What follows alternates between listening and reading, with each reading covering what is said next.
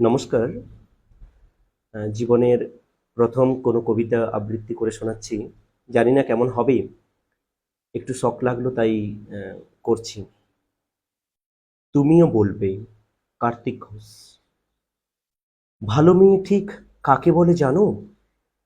ভালো ছেলে মানে কি? তুমিও বলবে সহজ প্রশ্ন, মাপকাঠি একটি। যে মেয়ে পেয়েছে অঙ্কে 100, যে ছেলে ভূগোলে সেরা, তারাই তো ভালো সবাই বলছেন, হীরের টুকরো এরা। কাগজে ওদের ছবি ছাপা হয়, টিভিতে দেখায় মুখ, ওদের জন্য আমারও তো ভাই আনন্দে ভরে বুক।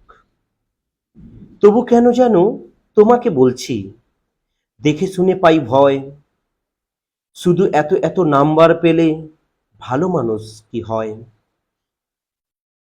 আচ্ছা ধরো না, যে মেয়ে পেয়েছে অঙ্কে অনেক কম, ওর গান শুনে মুগ্ধ সবাই, হাততালি হরদম।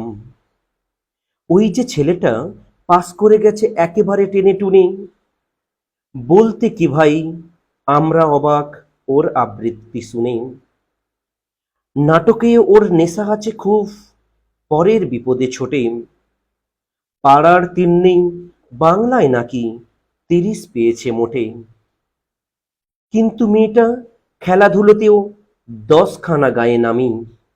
সত্যিই বলো তো, তুমিও বলবে ওরা নয় কেউ দামি। চাই যে অনেক ইঞ্জিনিয়ার, চাই আরো ডাক্তার, পাশাপাশি চাই শিল্পী, খেলুড়ে, স্নেহময়ী সিস্টার।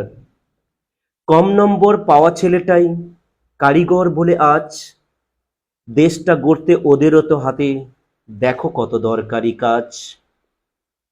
পরের দুঃখে কাতর জেনে মুখটি করেছে কালো, কম নম্বর পেয়েছে বলে বলবে না ওদের ভালো।